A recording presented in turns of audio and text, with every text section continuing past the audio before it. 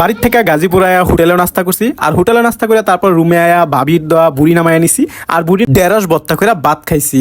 আসসালামু আলাইকুম, welcome back to my নাদার ব্লগ। আর আজকের ব্লগটি সকাল থেকে শুরু করতেছি, মানে আজকে ঢাকা চলে যাব। তো ছুটি তো শেষ হয়ে গেল, এবার আবার নিজের কর্মস্থলে ফিরে যেতে হবে। তো ভালো থাকবেন প্রিয় মানুষজন, তো এটাই বলার আর কি। তো বাড়ি চলে যাব, তো প্রথমে ব্যাগ ট্যাগ গুছায় তারপর খায়া দেয়, তার মূলত তেমন কিছু রেডি হয় নাই, তো ঢাকা চলে দেবো তার জন্য আর কি মন খারাপ। তো এদিক দিয়ে ব্যানে চড়ার সাথে সাথে সব মানুষ জড়া হয়েছিল। এই দৃশ্যটা দেখলে খুবই খারাপ লাগে যে আমগর লাগে সবাই মানে মন খারাপ, কিংবা আমগরও মন খারাপ হইতেছে। ইতিমধ্যে আমাদের যে বাজার, সে বাজারও চলে আসি। তারপর মূলত একটা বাস পাইছিলাম, তো সেখানে 400 টাকা করে ভাড়া নিছিল। তো তারপর বাসেও চলে গেলাম, আর বাসে চড়ার পর তো আমি বাড়িতে চলে আসি। মূলত যেখানকার ভিডিও প্রতিনিয়তই পাইতেন, সেগুলো ভিডিও মনে হয় আবার রিভিউ হয়ে যাবে। তো তারপর তো রুমে চলে এলাম। তারপর খিদা লাগছে, খিদা লাগার আগে মূলত ভাবি একটু বুড়ি দিয়ে দিছে। তো এটা গরুর বুড়ি, তো বুড়িটা একটু নামায় নিই। বুড়িটা একটু নামায়া রাখিয়া তারপরে মূলত রুডে যাইতে হইব। তো রুডে যায় আসলে কিছু খাবার খাইতে হইব, এর জন্য আর কি। তো বুড়িটা নামায় রাখিয়া দেখি একটু মানে নষ্ট নষ্ট ভাব হয়েছে, তো এটা একটু জাল দেওয়া যায়। তারপর প্রথমে এই বুড়িটা একটু পানির মধ্যে চুবাইয়া রাখিয়া তারপরে কথা নর্মাল হওয়ার পরে এটার মধ্যে একটু হলুদ আর একটু মরিচ আর একটু লবণ ঠিক মতো দিয়া তারপরে চুলা পারে নিয়ে গেছিলাম যে একটু ভাজার জন্য। তো ভাবি বলে দিছে যে এই বুড়িটা আসলে 2-3 দিন ভাজা তারপরে খাইও, তাইলে পরে একটু বেশি ভালো লাগবো। তো এটা একটু ভাজার জন্য রাখিয়ে দিলাম, আর ভাজার জন্য রাখিয়ে দিয়ে তারপর ভাজা ভুজা তারপর রাখে গিয়ে চলে যাবো, রুডে চলে যাবো। মূলত রুডে যাবো আজকে নাস্তা খাওয়ার জন্য। তো যেহেতু এতপর জার্নি করে আইসি, রান্না করে খাওয়ার মতো আর কি মুডে নাই। তো মুডে নাই, তো রান্না করাও যাবে না। তো চলে গিয়েছিলাম বাজারে।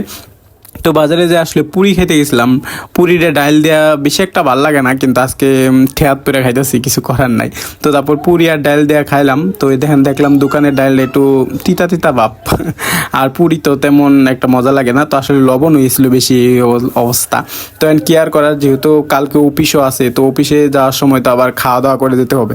তো ভাবলাম রুট থেকে কোনো একটা সবজি নিয়ে, মানে চালু চালু যেন হয় তার জন্য আর কি, যেহেতু আইসি রাতের বেলা।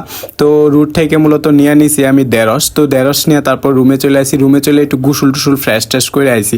মূলত খাওয়া দাওয়া করে তারপরে ফ্রেশ ট্রেশ হয়ে বইছি। বর পরে এই যে ঢেঁড়সগুলো দেখতে পাচ্ছেন, এই ঢেঁড়সগুলো নিয়ে আসছি। তো ঢেঁড়স না সিম্পলিভাবে বটটা বানাবো, আর ঢেঁড়স বটটা বানানোর জন্য ঢেঁড়সগুলো ধুইয়া ওই আগা মাথা কাটটা তারপরে মূলত পানি দিয়ে চুবাইয়া একটা রবার দিয়ে বাইন্দা তারপর ভাত চড়াই দিছি। তো ভাতের উপরেই দিয়ে দিব, মূলত আলাদা বা যে সিদ্ধ করবো সেই এনার্জি নাই, খুব ক্লান্ত লাগতেছিল আর কি। তো এদিক দিয়ে যখন হয়ে গেছে তখন দিয়া তারপর রুমে নিয়ে আইসি। তো আসলে বট্টাটা একটু বানায় রাখি, আর কয়টা ভাত খাই দিয়ে তো একটু খিদা লাগছে। এই হালকা পাতলা 2টা পুরি খাই কি আর রাত পাওয়ান যাবে। তো এদিক দিয়ে নিয়ে নিলাম আর বট্টা বানাই নেবো। তো বট্টা বানানোর জন্য প্রথমে এই যে ঢেঁড়সগুলা হাঁড়ি থেকে নামাই নিয়েছি, তারপর মরিচ দিছি, মরিচের উপরে একটু লবণ দিছি, মরিচ লবণ ভালো করে চটকে নেবো। চটকে নেওয়ার পরে এখানে মূলত কাঁচা পেঁয়াজ দিয়ে দিতে হবে, আর দিয়ে দিলাম কাঁচা পেঁয়াজের উপর একটু সরিষার তেলও দিতে হবে।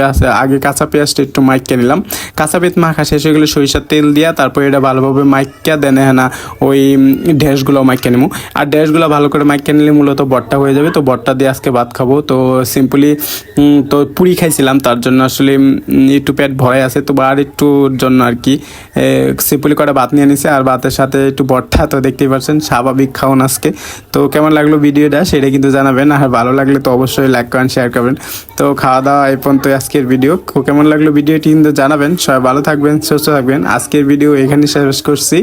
সুস্থ থাকবেন, ভালো থাকবেন, টাটা, বাই বাই।